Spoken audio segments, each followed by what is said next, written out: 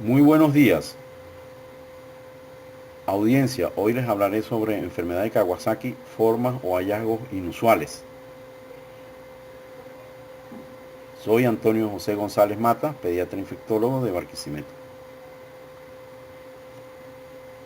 La primera casuística venezolana es la que se proyecta en esta lámina de dos casos de familiares, dos niños, uno de 6 y otro de 7 meses de edad. Uno cursó con pericarditis, miocarditis, aneurismas coronarios múltiples, obstrucción coronaria, infarto del miocardio. Tuvo una recuperación inmediata, pero muerte súbita a los 9 meses. Y el otro caso, que es familia del anterior, pericarditis, aneurismas coronarios múltiples, aneurismas en arterias subclavias y axilares. Esta publicación la hizo el cardiólogo Simón Muñoz Armas en 1997. Fue la primera casuística venezolana con lesiones cardíacas graves. La casuística que hemos recopilado a nivel nacional desde el 1985 al 2011 es la que se muestra en la lámina, predominando en los primeros 3 y últimos meses del año, enero, febrero, marzo, octubre, noviembre, diciembre, el mayor número de casos. Fueron en total en ese lapso de 1985 a 2011, hasta abril de 2011, 232 casos. Y este es el número de casos por año. Desde 1985, por supuesto, pocos casos, y en la medida en que avanza el tiempo, el número de casos aumentó. Hasta el año 2011 tenemos la recopilación, hasta abril del 2011, un total desde el 85 hasta el 2011, abril, 232 casos en varias partes de Venezuela, que son las que se señalan en la lámina: Anzoátegui, Caracas, Lara, Mérida, Maracaibo, Maracay, Nueva Esparta, San Cristóbal y Valencia. En el Hospital Universitario Pediátrico Agustín Zubillaga de Barquisimeto, desde el 2013 al 2018, los egresados han sido por año 2013 18, 2014 28, 2015 29, 2016 24, 2017 22, o sea, un promedio de 20 a 25 casos por año. En el año 2018, hasta febrero del 2003, hubo 3 casos, pero en este mismo año, no aparece en la lámina, hubo una inusitada número de casos. Quizás en el mes de junio o julio hubo alrededor de 30 casos solamente en esos 2 meses. Anteriormente, como les señalaba, el promedio anual era de 20-25 casos. O sea que estamos asistiendo a un aumento inusitado de casos. Se ha asociado a infecciones por enterovirus. El enterovirus, recuerden que es un virus que responsable de muchas afecciones. Una de ellas es el síndrome mano-boca-pie. De manera que tener cuidado con el síndrome de mano-boca-pie, porque pueden ser el responsable de la enfermedad de Kawasaki. Se dice que la incidencia de Kawasaki fue en estos casos de 56% mayor en el grupo de infecciones por enterovirus. Lo que quiere decir que en este estudio publicado, la mitad de los pacientes tenían infección, la mitad de los pacientes con enfermedad de Kawasaki tenían infección previa por enterovirus. Manifestaciones neurológicas en la enfermedad de Kawasaki. Enfermedad de Kawasaki atípica. ¿Cuáles son las manifestaciones neurológicas? Convulsiones, ataxia, meningitis aséptica, infarto cerebral, parálisis del nervio craneal, síndrome de hipersensibilidad anticonvulsivante. Y en los casos que fallecieron, se detectó ganglionitis, neuritis del nervio craneal periférico, endoarteritis, periarteritis y otra serie de manifestaciones que fueron observadas post-mortem a nivel cerebral. Aneurismas cerebrales también han sido detectados. Este es un caso de un niño de 12 años de edad quien sufrió una ruptura de un aneurisma de la arteria cerebral 9 años después de haber presentado la enfermedad. Y este es otro niño de 13 meses de edad quien sufre hemorragia subarachnoidea secundaria, ruptura de aneurisma de arteria cerebral media. Esto fue 6 meses después de haber padecido la enfermedad. Esta es una situación muy rara, afortunadamente muy rara, pero han sido casos para publicar porque son muy aislados. La secuela de enfermedad de Kawasaki en adolescentes y en adultos jóvenes es la que se señala en esta lámina. Esta publicación de 74 pacientes, una publicación bastante antigua, pero que ya se hablaba de lo que podía acontecer en los adolescentes y en los adultos jóvenes. Esto es una publicación en 1996. Fíjense lo que ellos publican. diciendo para esta fecha que hubo infarto del miocardio en el 60% de los casos, ya en adultos y adolescentes jóvenes, muerte súbita en 16% de los casos y arritmia en 11% de los casos. De manera que los adolescentes y adultos jóvenes que padecieron Kawasaki en la infancia, cuidado con la secuela. Esta es una revisión bastante amplia sobre la posibilidad de vacunas relacionadas con la presentación de la enfermedad de Kawasaki y definitivamente en esta publicación bien detallada no hubo una correlación directa entre la asociación de enfermedad de Kawasaki con alguna vacuna aplicada. Esto es una situación bien importante a tomar en consideración, sobre todo los menores de 6 meses de edad, que pueden presentar solamente fiebre y reactantes de fase aguda positiva. Se dice que todo menor de 6 meses de edad con fiebre y reactantes de fase aguda positiva hay que hacerle un ecocardiograma porque son niños que se presentan frecuentemente con anormalidades coronarias, sobre todo los que tienen menos de 6 meses de edad y tienen Kawasaki, aún teniendo solamente fiebre como manifestación clínica. Otra publicación haciendo énfasis en la misma situación, menores de 6 meses de edad con aneurismas coronarios y fiebre. Esta es otra publicación también con menores de 6 meses de edad con presentación atípica o ya sabemos conocida como incompleta. Entonces todo niño menor de 6 meses de edad está en alto riesgo de tener anormalidades coronarias debido a la enfermedad de Kawasaki. Entonces, debido a esto, un niño menor de 6 meses de edad que tenga 7 días o más de fiebre sin más criterios clínicos con reactantes de fase aguda positivo debe realizársele un ecocardiograma por el alto riesgo de hacer enfermedad coronaria. En Barquisimeto, desde el 2016 al 2018, abril 2018, se pudo recopilar 7 casos, 5 del sexo femenino, que presentaron solamente fiebre y reactantes de fase aguda positiva, todos con ectasia coronaria. 7 casos en el 2016 al 2018. En 2016 hubo 2 casos de 14 y 27 meses, fíjense que mayores de 6 meses de edad. En 2017, 2 casos de 19 y 21 meses de edad. Y en el 2018, 3 casos, para sumar 7 casos, uno de 9, otro de 10 y otro de 14 meses de edad. Por encima de 6 meses de edad, diferente a lo que se señala en la literatura. Kawasaki, solo fiebre. Bueno, aquí hay 2 publicaciones, una de ellas un niño de 5 años de edad que solamente presentó fiebre y tenía un aneurisma coronario gigante. Y otra situación que es la menos frecuente, que es la linfadenitis, que se suele presentar en los pacientes con Kawasaki, generalmente es linfadenitis cervical unilateral, que es lo menos frecuente, pero en este caso fue un niño que tenía solamente una linfadenitis y cursó con enfermedad de Kawasaki.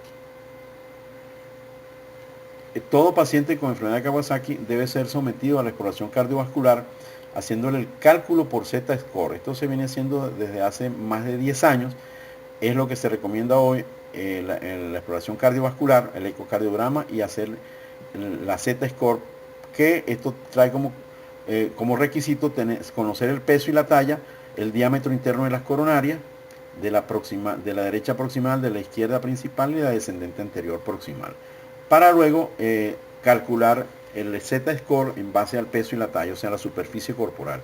No es solamente el diámetro interno, sino el tener en consideración las medidas de las coronarias y llevarlo a unas tablas ya previas, conociendo el peso y la talla. Todo cardiólogo debe hacer esto en un paciente que se sospeche enfermedad de Kawasaki que esté realizando un ecocardiograma. O sea, no es suficiente hacer el ecocardiograma y decir que tiene las coronarias normales. Debe hacerse la determinación por el Z-score para poder determinar si hay anormalidades coronarias. Otra cosa es que todo menor de 3 años preferiblemente debe ser sedado para hacer el ecocardiograma, dado que es la poca colaboración.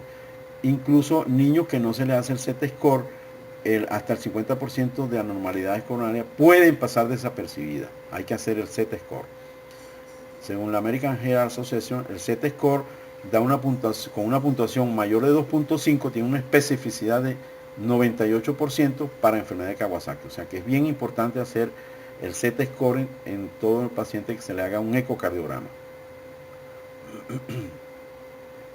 La enfermedad clásica, o también conocida como enfermedad clásica o completa, hay criterios diagnósticos clínicos. Recuerden que la enfermedad de Kawasaki se hace con diagnóstico clínicamente. No hay ningún examen de laboratorio que sea definitivo para decir que tiene o no la enfermedad. Son manifestaciones clínicas, generalmente más de 5 días de fiebre y 4 de los siguientes 5 criterios.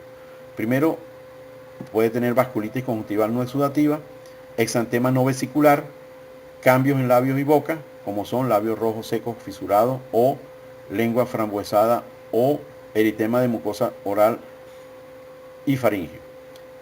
Cuarto criterio, cambios de extremidades, manos y pies. ¿Cuáles son esos cambios? Eritema de palmas y plantas o edema de manos y pies o descamación. Esta descamación generalmente en manos y pies y en periné generalmente se presenta a los 7 o 10 días después de haber empezado la enfermedad. O sea que la descamación generalmente es tardía, después de los 10 días habitualmente, la descamación que se suele presentar en manos y pies y también en periné. Entonces, fiebre más 4 de los 5 síntomas siguientes. Entonces tenemos el último síntoma, recuerden que es la adenopatía, que es la menos frecuente, que generalmente es dolorosa y es unilateral, cervical y más de 1 centímetro de diámetro. Entonces 4 más 5 de estos signos hablan en favor de una enfermedad clásica o enfermedad clásica de Kawasaki. La forma incompleta es el paciente que tenga fiebre más 2 o 4 de los síntomas ya referidos anteriormente. O sea, el que tenga fiebre más 2 o menos de 4 de los síntomas referidos, se habla de enfermedad de Kawasaki. O sea, el que tenga, por ejemplo, exantema y ojo rojo y fiebre, ese puede tener una enfermedad de Kawasaki incompleta. Y la importancia de la enfermedad de Kawasaki incompleta es que más frecuentemente presentan anormalidades coronarias, de manera que no se nos debe pasar el diagnóstico de la enfermedad de la forma incompleta. Y hay un algoritmo que vale la pena tenerlo en consideración en la mente, en el bolsillo y en el celular, para cuando tengamos un paciente con sospecha de enfermedad de Kawasaki incompleta, que es lo que se señala aquí, y poder actuar. Entonces a todos debe hacerse algunos exámenes de laboratorio como son PCR y velocidad de sedimentación globular, y seguir este esquema que se señala en la lámina para luego decidir si se hace un ecocardiograma o no se hace un ecocardiograma. Si tiene más de 30 de PCR y más de 40 de velocidad de sedimentación y tiene menos de 3 criterios adicionales, que son los que ya habíamos señalado acá arriba en la lámina, como de disminución de la albúmina, del aumento de la TGP, aumento de los leucocitos, piuria, estéril, trombocitosis y anemia. Más de 3 de esos criterios adicionales se hace un ecocardiograma. Menos de 3 se hace un ecocardiograma. Si el eco está alterado, por ejemplo, que tenga hiperrefringencia o que tenga aneurisma o que tenga dilatación, hay que tratar. Si el paciente tiene proteína C, velocidad elevada y más de 3 criterios, de una vez tratar y hacerle el ecocardiograma. Entonces, ¿cuál es la evolución de la afectación coronaria? La dilatación de las arterias coronarias está presente en fase aguda, generalmente entre el séptimo y 10 días de evolución. Por eso que se recomienda dar tratamiento en los primeros 10 días, preferiblemente en los primeros 7 días. Entonces, debemos hacer el diagnóstico tempranamente para que ese paciente no tenga riesgo de afectación coronaria. Entonces, hacer el diagnóstico tempranamente y en los primeros 10 días dar el tratamiento. Fíjese entonces la presencia de anormalidades coronarias generalmente a partir del séptimo o 10º día. Y en el 50% de los casos pueden presentar dilatación o ectasia, que es lo mismo. Cuando decimos dilatación o ectasia estamos hablando de lo mismo. Presente en el 50% de los pacientes, generalmente entre el séptimo y el 10º día de enfermedad. El 95% de estas ectasias o dilataciones desaparecen en los primeros 8 semanas, o sea, primeros 2 meses de evolución. 5% pueden persistir. Esta dilatación puede persistir y convertirse en aneurismáticas en un 20% entre la primera y tercera semana de comienzo de la enfermedad. O sea, hay que tener un seguimiento muy importante de estos pacientes. ¿Cuándo hacemos el ecocardiograma control? Después de haber hecho el inicial, 1 o 2 semanas después del primero se hace el primer ecocardiograma de control. Si hacemos hoy el primero, en una semana se hace el segundo o el ecocardiograma de control. Y luego a las 4 o 6 semanas se hace el tercer ecocardiograma. ¿Cuándo hacemos el primer ecocardiograma? Apenas se sospecha el diagnóstico de la enfermedad. Además del ecocardiograma, debe hacerse un electrocardiograma. Los datos demuestran la necesidad de un seguimiento cardíaco de por vida de todos los niños que han experimentado enfermedad de Kawasaki, o sea que es un paciente cardiológico de por vida, independientemente de que haya presencia o ausencia de lesiones coronarias. Esto es lo conocido como el síndrome de Fine, presente en el 32 y algunos dicen que hasta en el 60% de los casos. Síndrome de Fine, que es descamación genital, perianal, tanto en niñas como en niños, en el 32% o más de los casos, y que no lo presentaba antes de la enfermedad. O sea, a veces es una cuestión muy llamativa, un eritema y una descamación genital o perianal. Y esto es induración y eritema de la vacunación BCG. Entonces, tenemos que revisar si ese niño recibió la vacuna BCG, si hay eritema e induración presente en el 86% de los casos, sobre todo menores de 1 año de edad. Es un signo muy importante.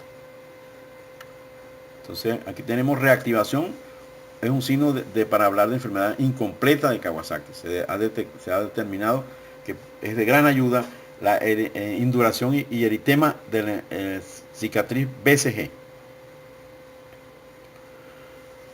Asociación con infección urinaria. Se ha asociado con infecciones urinarias a algunos pacientes. Fíjense que los niños que siguen con fiebre después de la enfermedad de Kawasaki hay que hacerle urocultivo porque puede ser que esté concomitantemente con infección urinaria. Se han descrito como situación rara ptosis palpebral bilateral, como es este caso, parálisis de los músculos elevadores del párpado superior en un niño masculino de 3 años de edad, con ecocardiograma anormal, o sea, había una coronariopatía. Después de 24 horas de terminar la inmunoglobulina, se recuperó totalmente, como pueden ver en la lámina. También se describe sordera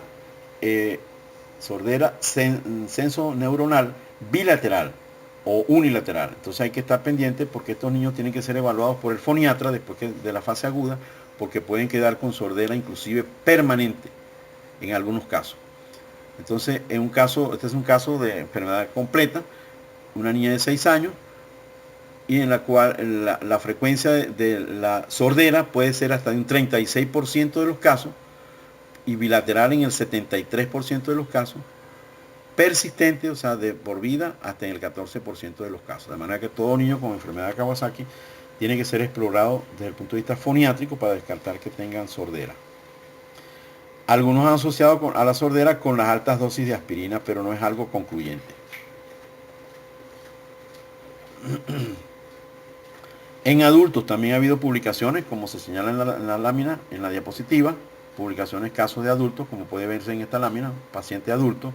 Es menos frecuente, recordemos que la mayoría de los casos es en menores de 5 años, el 80% de los casos están entre los 6 meses de edad y los 5 años de edad. Por encima de 5 años es menos frecuente.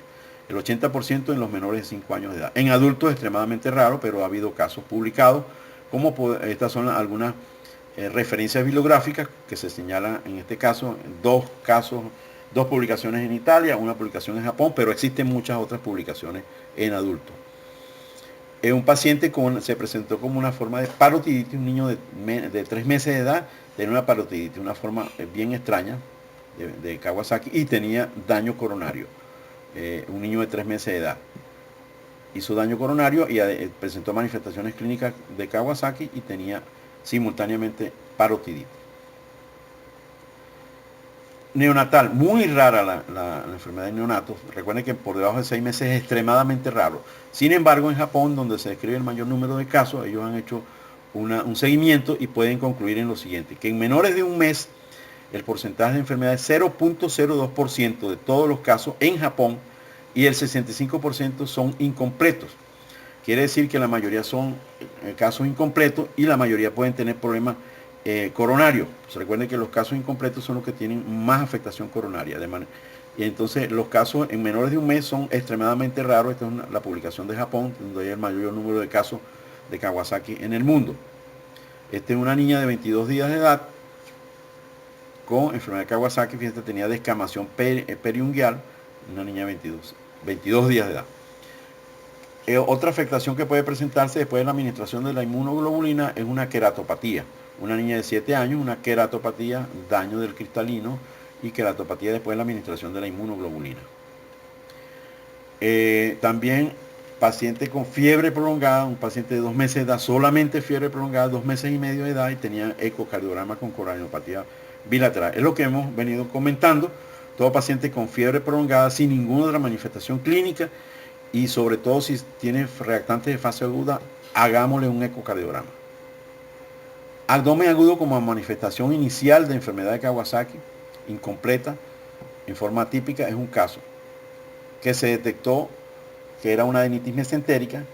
El 5% han sido laparotomizados, o sea, pacientes que simulan un cuadro de abdomen agudo quirúrgico han sido llevados a pabellón, hasta el 5% de los casos, y muchas situaciones es la adenitis mesentérica. Recordemos que el hidrocolecisto, aumento de la vesícula biliar, es frecuente en la enfermedad de Kawasaki y puede ser causa de dolor abdominal intenso, el aumento de la vesícula biliar. Por ello es recomendable hacerle un eco abdominal. Fiebre siempre es un criterio obligatorio, pues algunas publicaciones como esta señalan una niña de 3 años que tuvo 3 episodios afebriles y demostración de coronariopatía. O sea, tuvo en 3 ocasiones enfermedad de Kawasaki, tenía 3 años de edad, y las 3 veces nunca cursó con fiebre, o sea, siempre estuvo afebril. Y en las 3 situaciones tuvo daño coronario. Esta es una publicación mexicana del 2008. Entonces, enfermedad de Kawasaki sin fiebre, hay varias publicaciones, como es la que se señala acá en el 2009, otra en el 2012, otra en el 2012 y otra en el 2013. Publicaciones de enfermedad de Kawasaki sin fiebre. Casos menos frecuentes y más extraños son los asintomáticos, o sea, cuando pensar que un paciente sin síntomas tenga enfermedad de Kawasaki. Estos son afebriles, pero que tienen otras manifestaciones clínicas. Desmineralización aguda en un paciente con enfermedad de Kawasaki. Meningoencefalitis y desmineralización aguda. Una niña de 4 años de edad y presentó pericarditis con enfermedad de Kawasaki. Estos son pacientes que tienen disfonía. ¿Qué porcentaje de pacientes pueden cursar o consultar inicialmente por disfonía? Se dice que el 30% de los casos pueden consultar por disfonía. Recordemos que un porcentaje elevado puede presentar antes de las manifestaciones clínicas compatibles con enfermedad de Kawasaki, pueden cursar con síntomas respiratorios como son tos, rinorrea, etc. 30% puede debutar con disfonía. ¿Cuántos pueden ser admitidos en UCI? Pueden llegar en situación muy grave que requieren pasar a terapia intensiva hasta el 3.3% de los casos. Y es interesante recordar que hay un síndrome de choque tóxico o choque séptico y estos pacientes pueden ser admitidos a terapia intensiva y pueden cursar con enfermedad de Kawasaki. Y el daño coronario es bien elevado, hasta 43% de los casos. Y con aneurismas coronarios menos frecuentes, 29% de los casos. Entonces, síndrome de shock asociado a la enfermedad de Kawasaki. Esta es una recopilación del 2009 al 2013 por RECAN Latina. De 976 pacientes, 0.81% desarrolló síndrome de shock tóxico relacionado con la enfermedad de Kawasaki. Esto fue presentado en Singapur en 2018. Y el síndrome de shock en general, según diferentes publicaciones, se describe hasta en un 6% de los casos con enfermedad de Kawasaki, el síndrome de shock tóxico hasta un 6% de los casos. Tener cuidado, cualquier paciente que llegue chocado sin ninguna causa aparente puede corresponder a enfermedad de Kawasaki. Síndrome de activación macrofágica. Es otra situación rara, pero que hay que tener pendiente. Cuando sospechamos una síndrome de activación macrofágica, bueno, hasta en el 2% de los casos, o sea, no es frecuente, es muy infrecuente, pero la sospechamos con el paciente que tiene hepatosplenomegalia, tiene citopenias, tiene aumento de las transaminasas, tiene aumento de la ferritina, tiene aumento de los triglicéridos y tiene bajo el fibrinógeno. Entonces, hepatosplenomegalia, citopenia, aumento de la transaminasa, aumento de la ferritina, aumento de los triglicéridos y bajo del fibrinógeno. Tenemos que hacer estos exámenes en estos pacientes que sospechamos síndrome de activación macrofágica, sobre todo que cursen con hepatosplenomegalia. Hacemos estos exámenes y esto puede llevarnos a la conclusión de un síndrome de activación macrofágica. Este paciente de esta publicación tenía daño coronario bilateral. Era una niña de 3 años de edad. Otra situación rara que se ha descrito, el doctor Ulloa Gutiérrez y su grupo de trabajo en Costa Rica, síndrome de Janotti-Crosty. y papiledema bilateral y queratitis disciforme. De ahí la importancia de la exploración oftalmológica, sobre todo en la primera semana de evolución, que es cuando se presenta la mayoría del compromiso oftalmológico. Todo paciente con enfermedad de Kawasaki debe ser explorado por el oftalmólogo tempranamente, sobre todo en la primera semana, y luego, si se requiere, hacer un seguimiento. Aneurisma coronario, este es un caso del estado Lara, aneurisma coronario gigante en un lactante, secundario de enfermedad de Kawasaki. Esto fue un niño de 2 años y 5 meses de edad con un cuadro clínico sugestivo de enfermedad de Kawasaki incompleto y el suministro tardío de inmunoglobulina. Hablamos de suministro tardío, la que se administra después de los primeros 10 días. La administración de la inmunoglobulina se prefiere en los primeros 10 días para evitar el riesgo de daño coronario o que se puedan presentar las manifestaciones coronarias. Recordemos que las manifestaciones coronarias pueden presentarse tan tempranamente como a los 3 días de evolución y tan tardíamente como las 6 semanas de evolución. Pero lo más frecuente es que las manifestaciones coronarias se presenten entre el 7º y el 10º día de evolución.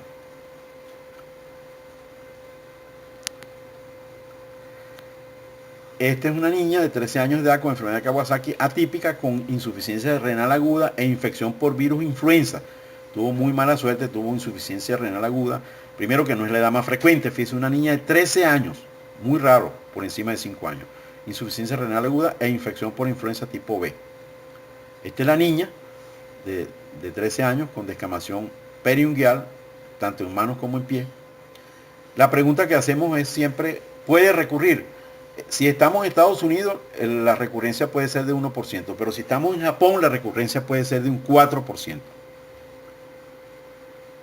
Hasta un máximo de 4 recurrencias se ha visto en Japón. 4 recurrencias por paciente. Muy raro esta situación, lamentable, pero es muy raro. ¿Cómo se define la recurrencia? Es un episodio subsecuente de enfermedad de Kawasaki al menos 14 días después del retorno al estado basal de un caso índice de la enfermedad. O sea que el paciente esté ya sin fiebre y sin datos activos de inflamación, con reactantes de fase aguda normal, y 14 días después vuelve a empezar con manifestaciones clínicas. Aquí hablamos de recurrencia. En una familia de 3 hijos tuvieron la enfermedad de Kawasaki y 2 de ellos recurrentes, son mala suerte. 3 de los hijos con Kawasaki y 2 de ellos recurrentes con desarrollo de lesiones coronarias. Esto es una situación muy rara, pero ha sido descrita, ha sido motivo de publicación por la rareza. ¿Cuáles son las manifestaciones oculares? Según un estudio hecho en México de 96 pacientes, podemos ver en primer lugar hiperemia conjuntival, lo más frecuente, 1 de cada 2 pacientes, la queratitis en el 30% de los casos, uveitis anterior en el 23% de los casos. En esta situación no hubo compromiso del vítreo. La retina, hay que hacer fondo de ojo en el 50% o más de los casos, y papilitis en el 17% de los casos. O sea que todo paciente con enfermedad de Kawasaki debe ser explorado en la primera semana de evolución, porque las manifestaciones de hiperemia generalmente y de uveitis generalmente la vemos en la primera semana. Después que pase la primera semana, estas manifestaciones clínicas oftalmológicas pueden desaparecer. ¿Cuál es la incidencia de miopía secundaria en la enfermedad de Kawasaki? Un estudio hecho en Taiwán. Ellos llegaron a la conclusión en este estudio que la incidencia de miopía fue significativamente mayor que en la corte de enfermedad de Kawasaki que en la corte de no enfermedad de Kawasaki. Se dice que hasta 1 de cada 2 niños en Taiwán que tuvieron enfermedad de Kawasaki puede padecer de miopía posterior a la enfermedad. Ictericia colestática, un niño de 11 años de edad con aneurisma gigante coronario y otro de 6 milímetros en el lado derecho. O sea, tenía aneurisma coronario, era un niño de 11 años, o sea, una situación muy rara, y debutó como si fuese una hepatitis. O sea, todo paciente con hepatitis, en este caso tenía manifestaciones clínicas sugestivas de hepatitis, estaba ictérico, tenía transaminasas elevadas, tenía 11 años de edad, y hizo aneurisma gigante izquierdo y otro aneurisma derecho. A las 2 horas de administración de la inmunoglobulina presenta anafilaxia, o sea que este niño tuvo muy mala suerte. La anafilaxia es una situación muy rara y este lo presentó a los 2 años. ¿Qué hicieron con este niño? En vez de administrarla como debe ser en 10 horas o más, se suspendió la administración, se pasó a terapia intensiva, se dio tratamiento para la anafilaxia, como todos los conocemos, con esteroides, adrenalina, etcétera, terapia intensiva, y la administración de la inmunoglobulina fue muy lentamente, se pasó en 24 horas por la situación misma de anafilaxia de este niño. Bueno, otro caso también con enfermedad hepatobiliar, todo niño con hepatitis, cuidado, puede tener una enfermedad de Kawasaki. Esta fue una niña de 12 años, forma completa. Y otro niño de 9 años con forma completa, era su segundo episodio de enfermedad de Kawasaki y tenía compromiso hepatobiliar. En Brasilia, esto fue un estudio prospectivo, interesantísimo, se pudo demostrar un porcentaje de parálisis facial en el 1% de los casos, isquemia cerebral en un 1% de los casos, gangrena de Pfeiffer periférica, perdón, en el 1% de los casos, aneurisma de la aorta en el 1% de los casos. Son situaciones poco frecuentes, pero que se detectaron en ese estudio de 115 casos en Brasilia. Ataxia ya en un porcentaje mayor, el 10% de los casos, afección ocular en el 13% de los casos, cambios del comportamiento, esto es muy importante, niños que se pueden tornar después de la enfermedad de Kawasaki como cambios de comportamiento, como agresividad, un 20% de los casos, aneurisma coronario en 22% de los casos y sordera en el 33% de los casos. Fíjense, esto fue un estudio de Brasilia, un estudio prospectivo de 115 casos a tomar en consideración. Recordemos que el 20% puede tener cambios en comportamiento y en este caso hasta el 33% hubo sordera. ¿Cuál es la incidencia? La incidencia va a depender si estamos en Japón. 1 por cada 90 niños menores de 5 años, o sea, es muy frecuente. Si estamos en Noruega, es el país donde hay menos casos, la frecuencia es menor, 1 de cada 3.600 niños menores de 5 años. Y tomamos niños menores de 5 años porque el porcentaje mayor de Kawasaki es en menores de 5 años de edad, el 80% de los casos menores de 5 años de edad. Por eso se toma la edad de 5 años. Si estamos en Japón, 1 por cada 90 niños menores de 5 años. Si estamos en Noruega, 1 por cada 3.600 niños menores de 5 años. En Alemania, es interesante este estudio, ya para finalizar, ellos anuncian que hay un subregistro. O sea, ellos que son tan exigentes, anuncian que se están diagnosticando pocos casos porque se sospecha poco.